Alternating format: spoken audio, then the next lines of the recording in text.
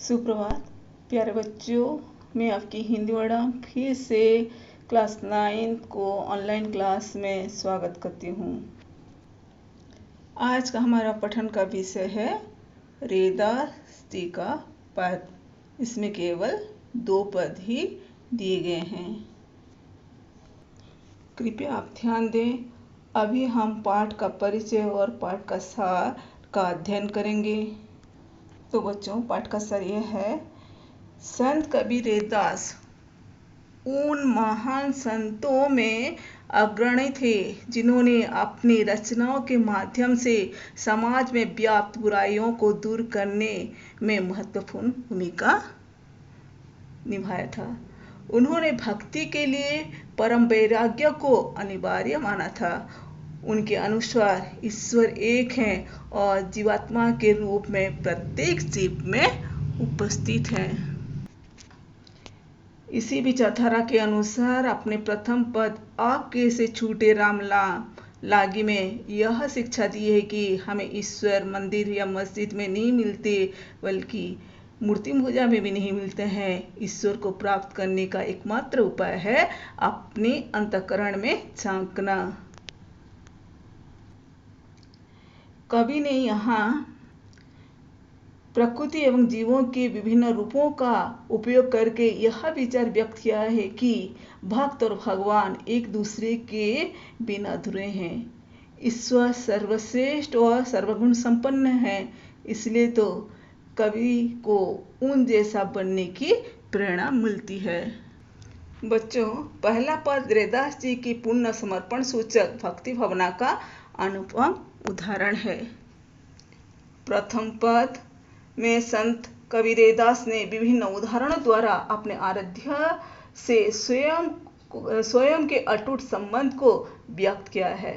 उन्होंने स्पष्ट किया है कि उन्हें राम नाम की रट लग गई है जो छूट नहीं सकती।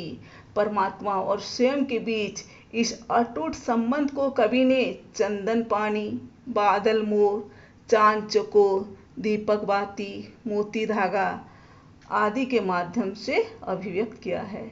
कवि ने परमात्मा के साथ अपना दास्य भाव प्रकट करते हुए अपनी भक्ति की गहराई और प्रभु के प्रति अपनी भावनाओं को सहज और प्रभावशाली रूप से व्यक्त किया है।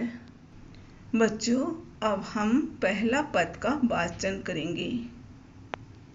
तो इधर ध्यान दें।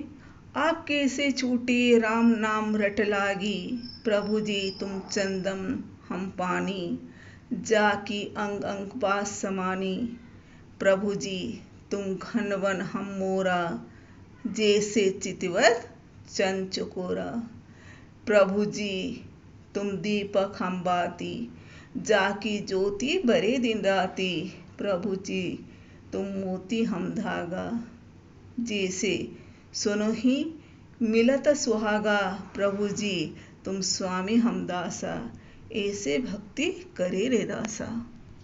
बच्चों, इसका शब्दार्थ नीचे दिया गया है और आपके पुस्तक के इस पाठ के पीछे भी है। आप ध्यान से उसे देखना और पढ़ाते समय एक एक शब्द का अर्थ बताती जाऊंगी, उसको आप नोट करते रहना। प्रस्तुत पाठ का प्रसंग यह है बच्चों, इस पद में कवि ने ईश्वर और भक्त के गहन संबंध को विविध प्राकृतिक उपादानों के माध्यम से व्यक्त किया है। अब हम इसके सामान्य अर्थ सहित इसके भाव को देखेंगे। अब कैसे छूटे राम नाम रट लागी। इस पंक्ति में संत कबीर रैदास अपने आराध्य देव की स्तुति करते हुए कहते हैं कि हे प्रभु, अब तुम्हारा नाम संकीर्तन करने की आदत पड़ गई है, वह छूट नहीं सकती। अब मैं तुम्हारा अनन्य उपासक हो गया हूँ। तुम्हारी भक्ति और नाम जपने की लत लग गई है और ये छुड़ाने से नहीं छूटता। लत यानी कि अभ्यास। प्रभु जी तुम चंदन हम पानी, जाकी अंग अंग पास समानी। यहाँ कभी प्रभु को चंदन और स्वयं को पानी के साथ तुलना किया है और कहते हैं जैसे चंदन की लकड़ी पानी के संपर्क में आते ही अपना सुगंध चारों ओर फैलाने लगता है, ठीक उसी प्रकार मेरे अंग अंग में तुम्हारे प्रेम और भक्ति की सुगंध समा गई है। अर्थात आपकी कृपा से मैं हमेशा प्रभु भक्ति में लीन रहता हूँ। प्रभु जी तुम घन वन हम मोरा, जैसे चितवत चन चकोरा। प्रभु जी घन घन यानी कि बादल, वन यानी कि जंगल, मोरा यानी कि मोर। जैसे वन में घने बादल को देखकर मोर झूमने लगता है, ठीक उसी प्रकार मैं तुम्हारा दर्शन पाते ही प्रसन्नता से नाच उठता हूँ। अर्थात प्रभु भक्ति में भाव विभोर हो जाता हूँ। और जैसे चोकर पक्षी, चोकर यानी कि चंद्रमा का प्रेमी माना जाता है, एक पक्षी है, जैसे बिना पलक झपकाए चंद्रमा की ओर निहारता रहता है, वैसे ही मैं अपने प्रभु के रूप को निहारता रहता हूँ। अर्थात उनका दर्शन पाकर मैं मग्न हो जाता हूँ। जैसे चितवत चंद चकोरा, चितवत यानी कि देखता है, चंद यानी कि चंद्रमा। प्रभु जी तुम दीपक हम बाती, जाकी ज्योति बरे दिन राती। दीपक यानी कि दिया, बाती यानी कि दीपक में जलने वाला रुई की बत्ती, ज्योति यानी कि देवताओं के सामने जलने वाला दीपक।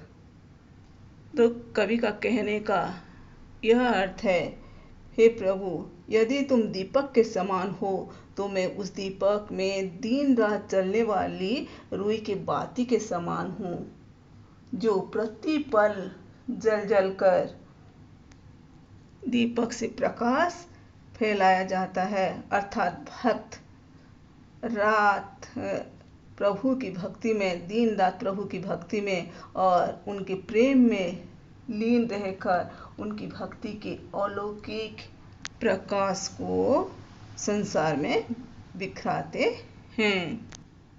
प्रभु जी तुम मोती हम धागा, जैसे सोनहि मिलत सुहागा। तो प्रस्तुत पंक्ति में कवि का कहने का तात्पर्य यह है कि हे प्रभु तुम मोती के समान पवित्र, उज्जवल, सुंदर और बहुमूल्य हो, तो मैं तुम्हारा भक्त उस मोती में पिरोया हुआ धागा हूँ और तुम्हारा और मेरा मिलन सोने में सुहागा के समान है।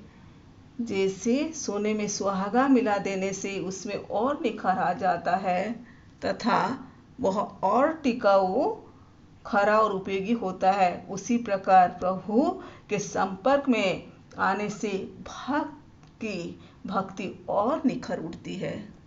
सोनहि का अर्थ है सोना यानी सुवर्ण, सुहागा का अर्थ है सोना को शोध करने वाला पदार्थ। आखिरी पंक्ति में कवि अपने आत्मनिवेदन धन्य भाव को प्रकट हुए कहते हैं, प्रभु जी तुम स्वामी हम दासा, ऐसे भक्ति करी रे दासा। वो इस प्रकार की भक्ति, प्रभु स्वामी हैं तो वे उनके दास हैं, कवि रे दासा। इस प्रकार की दास्य भाव की भक्ति अपने प्रभु को समर्पित करते हैं। अब बढ़ते हैं दूसरे पद की ओर। दूसरे पद में ईश्वर के उदार, सदैव एवं समदर्शी रूप का वर्णन किया है। बच्चों अब ध्यान से सुनो, अभी मैं द्वितीय पद का सारांश आपके सामने प्रस्तुत करने वाली हूँ। द्वितीय पद में कवि ने परमात्मा की अपार कृपा का वर्णन किया है। ईश्वर की उदारता, दया, कृपा और उनकी समान दृष्टि का चित्रण करते हुए संत रैदास ने स्पष्ट किया है कि इस प्रकार की कृपा तुम्हारे सिवा और कौन कर सकता है। जिसे संसार अछूत मानता है, तुम उसी पर कृपा कर उसे उच्च बना देते हो। कबीरदास ने नामदेव, कबीर, त्रिलोचन, सघना तथा सेनु के उदाहरण द्वारा प्रभु के समदर्शी भाव का अनूठा चित्रण करते हुए स्पष्ट किया है कि प्रभु की उदारता और उनकी दया दृष्टि ने उन्हें महान बना दिया है। अर्थात ईश्वर की कृपा से सब कुछ संभव है। बच्चों, अब दूसरे पद का वाचन करेंगे। ऐसे लाल तुझबिन कौन करे, गरीब निवाजो गोसैया मेरे माथे छत्र धरे। जाकी छोटी जगत को लागे, तापर तुम्ही ढरे। नीचहु ऊंच करे, मेरा गोविंद काहुते ना डरे। नामदेव, कबीरु, त्रिलोचनु, सघना, सेनु तरे। कही रविदासु, सुनहु रे संतहु, हरि जीवते सब सरे। बच्चों, प्रस्तुत पद का प्रसंग यह है कि कवि ने प्रभु को दीन दुखियों, अछूत और दरिद्र लोगों पर दया करने वाला माना है। प्रभु की भक्त वत्सलता तथा समदर्शी स्वभाव का अनूठा चित्रण किया गया है। अब हम दूसरे पद के सामान्य अर्थ भाव सहित पढ़ेंगे। ऐसी लाल तुझबिनु कौन करे। यहाँ पर कवि प्रभु की असीम कृपा का वर्णन करते हुए कहते हैं कि हे स्वामी, आपके अतिरिक्त दीनहीन भक्तों पर ऐसी कृपा और कौन कर सकता है। लाल का अर्थ है स्वामी, कौन यानी कि कौन। गरीब निवाजो गोसैया मेरे माथे छत्र धरे। गरीब निवाजो का अर्थ है दीन दुखियों का भला करने वाला। छत्र धरे यानी मुकुट धारण कराता है। कवि का कहने का तात्पर्य है, हे प्रभु, तुम ही ऐसे कृपालु तथा गरीबों पर दया दृष्टि रखने वाले हो, जिसने मुझ जैसे नीच प्राणी के माथे पर राजाओं जैसा छत्र रख दिया, यानी कि जगत में इनको ख्याति दिलाई, यानी कि वो प्रसिद्ध हो गए। अर्थात मुझ जैसे तुच्छ प्राणी को भक्त के रूप में अपनाकर मुझ पर अपार कृपा की तथा मुझे संसार में उच्च स्थान प्रदान किया। जाकी छोटी जगत को लागे, ताप पर तुम ही ढरे। छोटी यानी कि छुआछूत, अस्पृश्यता, जगत को लागे यानी संसार के लोगों को लगती है। तुम ही ढरे यानी कि द्रवित होता है। प्रस्तुत पंक्ति में कवि पुनः ईश्वर की दयालुता का वर्णन करते हुए कहते हैं कि हे प्रभु, जिसके छूने मात्र से संसार के लोग अपवित्र हो जाते हैं, ऐसे मुझ अछूत पर तुम द्रवित हुए। यहाँ पर कवि का कहने का तात्पर्य है कि समाज में जो छुआछूत उच्च नीच का भेदभाव है, इसको दर्शाया है और तुमने इस अछूत को अपनी दया दृष्टि प्रदान की। नीचे हो ऊंचे करे, मेरा गोविंद काहुते ना डरे। इस पंक्ति में कवि कहते हैं कि हे गोविंद, तुमने ही मुझ जैसे नीच और अछूत प्राणी को किसी से डरे बिना इतना ऊंचा सम्मान प्रदान किया। नाम दे कबीरु, त्रिलोचनु, सघना, सेनु तरे कही रवि। सेनु तरे अर्थात जो कि ये महान संत सब है, सभी संतों का नाम दिया गया है। वो नीच स्कूल में या साधारण परिवार में उनका जन्म हुआ था। एक साधारण परिवार में जन्म होकर भी नामदेव महाराष्ट्र के एक प्रसिद्ध संत हुए। कबीरू जो कि आप जानते हैं कबीरदास जी, जो कि एक जुल्हा के परिवार में उनका पालन पोषण हुआ था। जुल्हा यानी कि जो कपड़े बुनने का काम करता है। त्रिलोचनु प्रसिद्ध वैष्णव आचार्य हैं। सघना यानी कि कसाई के घर में उनका जन्म हुआ था, लेकिन वो भी एक प्रसिद्ध संत हुए। सेनु यानी कि एक नाई, तो ईश्वर की कृपा पाकर इन्होंने इस भवसागर से तर गए आने की उन्हें इस संसार में ख्याति मिली है, केवल ईश्वर की कृपा से। इन्होंने ईश्वर की कृपा से भक्ति के आलोक से उनका जीवन संवारा था। रैदास कवि कहते हैं कि हे संतो, कही रविदासु सुनहु रे संतो, हरिजू ते सभे तरे।